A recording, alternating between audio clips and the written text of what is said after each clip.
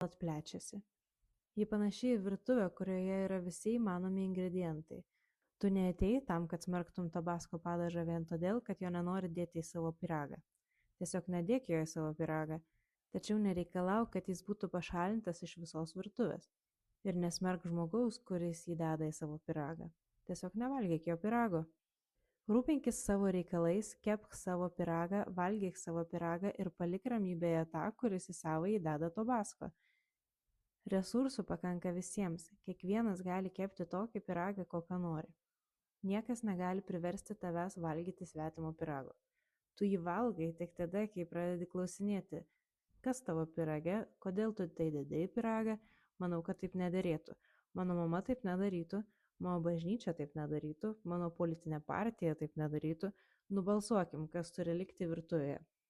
Tačiau tiesa ta, kad tu niekada neišimsi ingredientų iš